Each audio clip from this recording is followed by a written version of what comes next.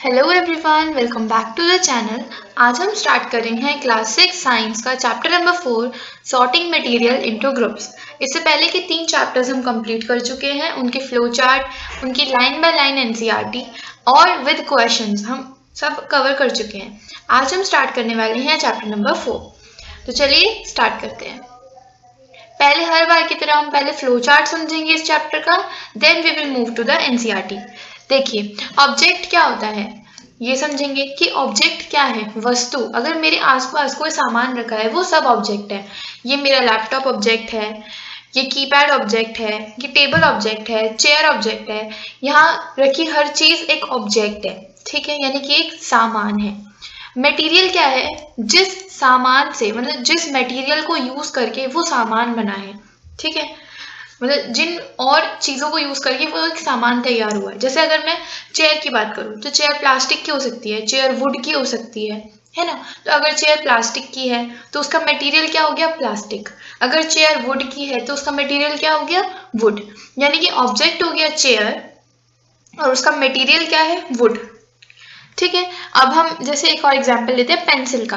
तो पेंसिल क्या? पेंसिल हो गया ऑब्जेक्ट और उसका मटेरियल क्या हो गया? वुड या ग्रेफाइट। ग्रेफाइट वो होता है जो जिसमें मतलब जो जिससे बेसिकली लिखा जाता है, जो ग्रे ग्रे उसमें पार्ट होता है उसको वो ग्रेफाइट होता है। तो ग्रेफाइट क्या हो गया? उसका मटेरियल हो गया। तो इस तरीके से, ठीक है, ये दो चीजें हमने समझ ली। ये जब हम समझ लेंगे तो हम समझेंगे ग्रुपिंग का क्या मतलब होता है या क्लासिफिकेशन का क्या मतलब होता है, और वो वाई यानी कि वो क्यों जरूरी है। क्लासिफिकेशन क्या होता है और वो क्यों जरूरी है, ये हम चैप्टर में समझेंगे। फिर आता है प्रॉपर्टीज ऑफ मटेरियल, यानी कि इसी का ही फर्दर, यानी कि मटेरियल समझ लिया क्या होता है। फिर प्रॉपर्टीज। प्रॉपर्टीज मतलब फीचर, विशेषता, यानी कि किसी चीज की क्या प्रॉपर्टीज हैं, क्या विशेषताएं हैं, ठीक है। जैसे मैं बोलूँ कि कोई पर्सन होता है, पर्सन बहुत काइंड होता है, कोई पर्सन बहुत स्वीट होता है, कोई बहुत ब्यूटीफुल होता है, तो ये सब क्या है? प्रॉपर्टीज हैं। इसी तरीके से मटेरियल की भी बहुत सारी प्रॉपर्टी है। Lustre, transparent, translucent, opaque, soluble, insoluble, ये सारी बहुत सारी प्रॉपर्टीज हैं। तो वो सब हम वन बाय वन इसमें पढ़ेंगे।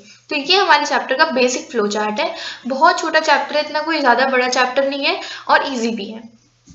तो चलिए स्टार्ट करते हैं आप एनसीईआरटी। देखिए, सबसे पहले चैप्टर के नाम को समझने से पहले हम ये दो चीजें समझेंगे तो हमें ये समझना ज्यादा इजी रहेगा। ऑब्जेक्ट का क्या मतलब होता है? It is a thing that is made up of materials. Object क्या है? कुछ सामान है जो कि किसी मटेरियल का बना हुआ है। जैसे मैंने भी आपको बोला, चेयर, पेंसिल, टेबल, ये सब क्या है? ऑब्जेक्ट है। मैं अगर चेयर की बात करूं तो अगर चेयर प्लास्टिक की बनी है तो मटेरियल क्या हो गया? प्लास्टिक। अगर चेयर वुड की बनी है तो मटेरियल क्या हो गया? वुड। इसी तरीके से अगर हम पेंसिल का मटेरियल देखें तो पेंसिल का मटेरियल क्या होता है? वुड, ग्रेफाइट, है ना। टेबल का मटेरियल देखें तो टेबल प्लास्टिक की है तो प्लास्टिक, और अगर टेबल वुड की है तो मटेरियल क्या हो गया? वुड। टेबल आयरन की है तो क्या हो गया? Material iron. तो ऑब्जेक्ट इज अ सामान, बट मटेरियल क्या है? Material is what object made of. Material एक वो चीज है जिसे मिलाकर कोई एक ऑब्जेक्ट बनता है। Got it? Example graphite, would, plastic etcetera. ये दो चीजें आप मेंशन कर लीजिए। अब चलते हैं आगे, सॉर्टिंग मटेरियल इनटू ग्रुप्स। देखिए, अगर मैं आपको बोलूं कि आप एक कपड़े का आपने एक वो बनाया, आपने एक कपड़े का ग्लास बनाया और आपने एक स्टील का ग्लास लिया, तो आप क्या उन दोनों को एक कैटेगरी में रख सकते हो? मतलब कि आप कपड़े के ग्लास से क्या पानी पी सकते हो? नहीं पी सकते, क्योंकि अगर आप उसमें पानी डालोगे तो पानी तो गिर जाएगा। यानी कि, और या फिर अगर मैं आपको बोलूं कि जो कपड़े धोने की साबुन है और जो बिस्किट है, क्या आप उन दोनों को एक कैटेगरी में रख सकते हो? कपड़े धोने की साबुन को आप खा नहीं सकते और बिस्किट को तो आप खा सकते हो। लेकिन ये दोनों एक दूसरे की जगह पे काम नहीं आ सकते, ये दोनों अलग अलग है ना। यानी कि हम इन दोनों को एक ग्रुप में नहीं डाल सकते, ठीक है। यही अगर मैं बोलूं बिस्किट और टॉफी, क्या ये एक ग्रुप में आ सकते हैं? तो आप बोलोगे हाँ, दोनों को ही खाया जा सकता है, ठीक है। तो इसलिए हम ग्रुपिंग, इसको बोलते हैं ग्रुपिंग करना, कि हमने एक प्रॉपर्टी ली, क्या? खाना, मतलब किसको खाया जा सकता है, ये हमने एक प्रॉपर्टी ले ली। उस प्रॉपर्टी के बेसिस पर हम क्या कर रहे हैं? डिवीजन कर रहे हैं, चीजों को ग्रुपिंग कर रहे हैं, तो उसी को बोलते हैं grouping. The classification of material on the basis of their property. कोई हमने एक प्रॉपर्टी ले ली, उसके बेसिस पे ग्रुपिंग हम करना, उनको अलग अलग हिस्सों में बांट देना, इसको बोलते हैं ग्रुपिंग करना। ठीक है, तो चैप्टर का यही नाम है, सॉर्टिंग मटेरियल इनटू ग्रुप्स। तो इस चैप्टर में भी ना हमने आगे कुछ प्रॉपर्टीज रखी हैं, जैसे लस्टर, सॉल्युबिलिटी, इनसॉल्युबिलिटी, ये क्या होता है ये हमें पता चलेगा, उसके हिसाब से हम क्या कर रहे हैं, चीज़ों को बांट रहे हैं। ये चैप्टर इसी के बारे में है। तो चलिए स्टार्ट करते हैं।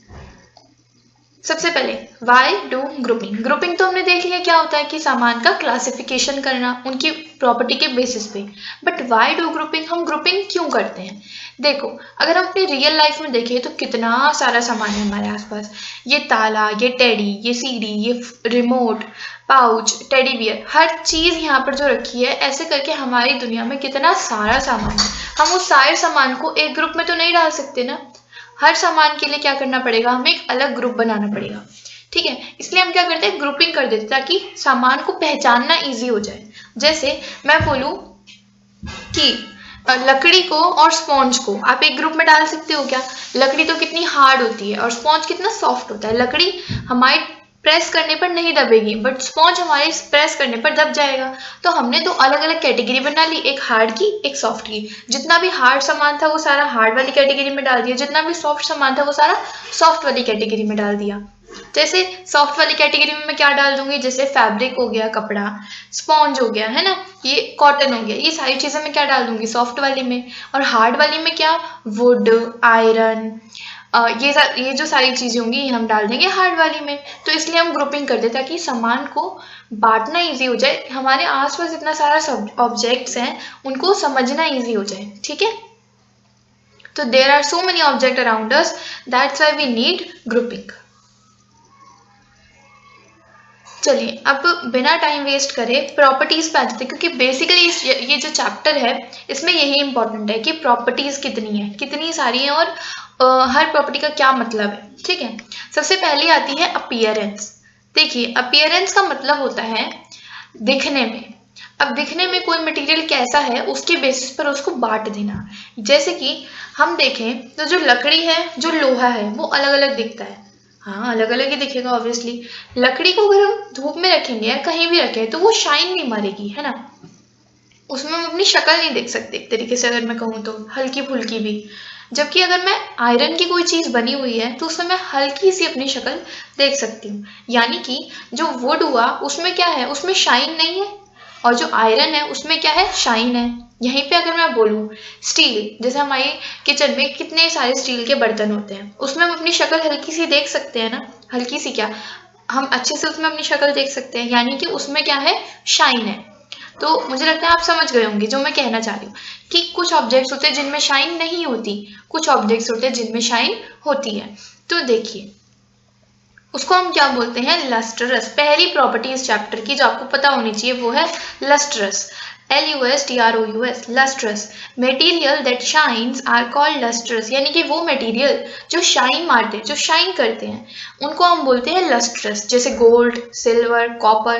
आपने कभी सोचा है कि हमारी मम्मियाँ लोहे की ज्वेलरी क्यों नहीं पहनती? क्योंकि उनमें शाइन नहीं होती ना इतनी ज़्यादा। गोल्ड, सिल्वर में सबसे ज़्यादा शाइन होती है, इसलिए हम लोग उसके ज़्यादा ऑर्नामेंट्स पहनना पसंद करते हैं। Non lustrous material that do not shine, जैसे वुड, प्लास्टिक एक्सेट्रा, वो वाले मटेरियल जो शाइन नहीं मारते, तो वो क्या हो गए, नॉन लस्ट्रस। यानी कि लस्ट्रस जो वर्ड है उसका मतलब है शाइन। जो शाइन करेगा वो लस्ट्रस वाले डब्बे में डाला जाएगा, और जो शाइन नहीं करेगा उसको हमने नॉन लस्ट्रस वाले डब्बे में डाल दिया। क्लियर? चलिए अब चलते हैं अपनी नेक्स्ट प्रॉपर्टी पे। पहले ये पढ़ लेते हैं, material that have such lustre are usually metals. देखिए, अब मेटल क्या होता है, मेटल वो चीज़ें हैं, मेटल एक वो ऑब्जेक्ट आप मान सकते हो। इतने सारे ऑब्जेक्ट्स में से ना हमने कुछ ऐसे ऑब्जेक्ट्स छांट लिए जिनको हम मेटल बोलेंगे। ठीक है, मेटल क्या है, आयरन, कॉपर, एल्यूमिनियम, गोल्ड, ये सब क्या है, मेटल है, क्योंकि इनमें क्या होती है, शाइन होती है। तो जिनमें शाइन होती है, अभी आप ये समझ सकते हो कि जिनमें शाइन है ना वो मेटल है। कुछ मेटल समय के साथ अपनी शाइन जो है उनकी चली भी जाती है। मतलब जैसे हम अगर देखें, अगर मैं किसी लोहे के सामान को खुली हवा में छोड़ दूंगी ज़्यादा टाइम के लिए, और उस पर अगर पेंट भी नहीं हो रखा है, तो क्या होगा कि क्योंकि मैंने उसको खुली हवा में छोड़ दिया है ज़्यादा टाइम के लिए, तो उसके ऊपर क्या होगा, ऑक्सीजन है हमारी हवा में, तो ऑक्सीजन उससे रिएक्ट कर जाएगा, जिसकी वजह से हमारा जो लोहा था वो उस पर जर लग जाएगा और उसकी जो शाइन है वो चली जाएगी। तो इसलिए टाइम के साथ कभी कभी किसी किसी मटेरियल की, ऑब्जेक्ट की शाइन जा भी सकती है।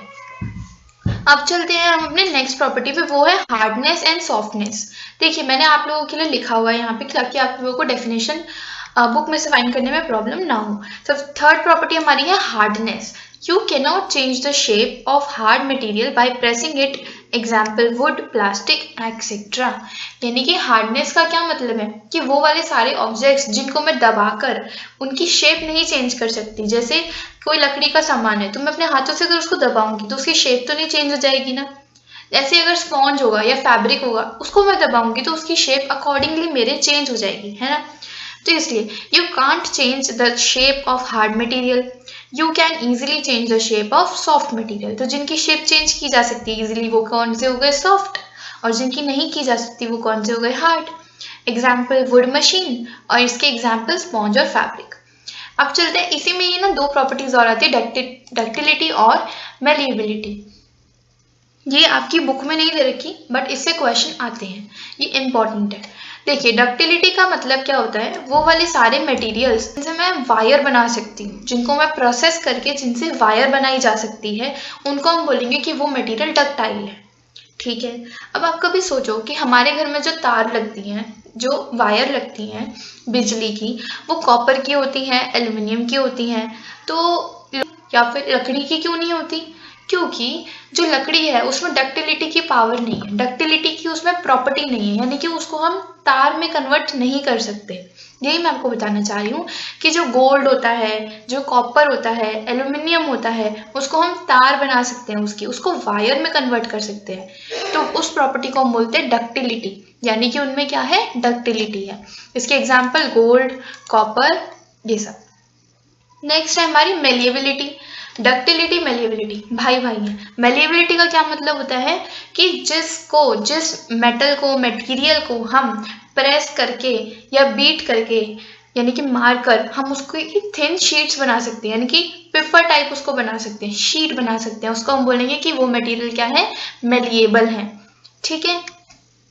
डक्टिलिटी जिनको वायर में कन्वर्ट किया जा सकता है, मेलिएबिलिटी जिनको शीट्स में कन्वर्ट किया जा सकता है। तो अभी तक हमने 6 प्रॉपर्टीज पढ़ी हैं, lustrous, non lustrous, hardness, softness, ductility और मेलिएबिलिटी। अब चलते हैं आगे। जो जो मैंने हाईलाइट किया हुआ है वो आप कर लो। आज मैंने जो लिखा हुआ है वो ज्यादा इंपॉर्टेंट है। ठीक है। एक बार ये पढ़ लेते हैं। Materials which can be compressed और scratched easily are called soft, which some material which are difficult to compress are called hard. For example, cotton sponge is soft while iron is hard.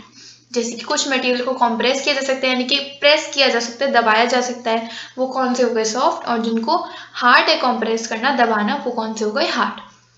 In appearance, material can have different property like luster, hardness, be rough और smooth. Appearance जो हमने ऊपर पढ़ा था ना, उसमें काफी सारी प्रॉपर्टीज आ जाती हैं, जैसे हमने पढ़ा lustre, non lustre, rough, smooth, hard, soft, ये सब। ठीक है। अब चलते हैं आगे। सॉल्यूबल और इनसॉल्यूबल। देखिए सॉल्यूबल का क्या मतलब होता है, substances that completely dissolved in water are known as soluble, जैसे कि शुगर, सॉल्ट एक्सेट्रा। देखिए आप पानी का एक ग्लास लीजिए, उसके अंदर नमक की 1 चम्मच मिलाइए। ठीक है। नमक डाल दिया आपने, 2 मिनट तक आप उसको हिलाओगे तो 2 मिनट बाद आपको नमक उसमें दिखेगा नहीं, यानी कि नमक उसके अंदर पूरी तरह से डिजॉल्व हो जाएगा।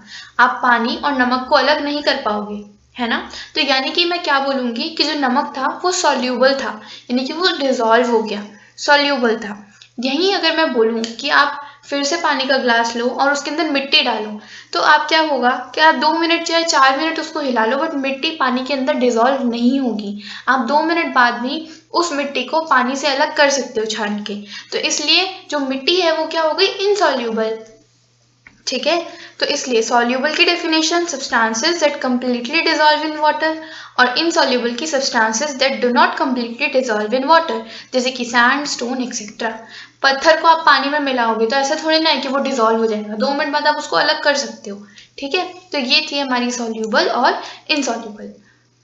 Some liquids get completely mixed with water, some others do not mix with water and form a separate layer when kept aside for some time. देखिए ये तो थे सब्सटेंस यानी कि कुछ सामान। यहीं पे अगर हम बात करें कुछ लिक्विड्स की, जैसे कि मैं बोलूँ अगर आप पानी में जूस मिलाओगे तो वो मिल जाता है, ठीक है, पानी में आप जूस मिलाते हो तो वो मिल जाता है, आप पानी और जूस को अलग नहीं कर सकते। या फिर आप पानी में दूध मिलाओगे तो वो मिल जाएगा, आप 2 मिनट बाद पानी और दूध को अलग नहीं कर पाओगे, यानी कि वो सॉल्यूबल था। और यहीं पे अगर मैं आपको बोलूँ कि आप तेल मिलाओ पानी में, तो आप पानी में कितना भी तेल को मिलाते रहो वो अपनी एक अलग लेयर बना ही लेगा ऊपर, यानी कि वो नहीं मिल पाएगा वाटर में। आप उसको अलग कर सकते हो, इसलिए हम उसको क्या बोलेंगे कि वो इनसॉल्यूबल था। ठीक है, ये लिक्विड की बात हो गई। ऐसे कुछ गैसेस भी होती हैं जो पानी में डिज़ोल्व हो जाती हैं, और कुछ गैसेस ऐसी भी होती हैं जो पानी में डिज़ोल्व नहीं होती। तो जो डिज़ोल्व हो जाती है उसका सबसे बेस्ट एग्जाम्पल है ऑक्सीजन, क्योंकि पानी में भी ऑक्सीजन होता है। ठीक है, तो आज हम इस वाली वीडियो में इतना ही समझेंगे। इसके बाद जो पार्ट 2 आएगा उसमें हम इस चैप्टर की बची हुई सारी प्रॉपर्टीज कर लेंगे और ये चैप्टर हमारा फिनिश हो जाएगा। अगर आपको मेरी वीडियोस पसंद आती हैं तो लाइक कीजिए, शेयर कीजिए और सब्सक्राइब कीजिए। और जो नेक्स्ट वीडियो आएगी वो इसका पार्ट 2 होगा, और उसके बाद इसकी क्वेश्चन आंसर्स की वीडियो भी आएगी, तो उसको देखना मत भूलिएगा। Thank you.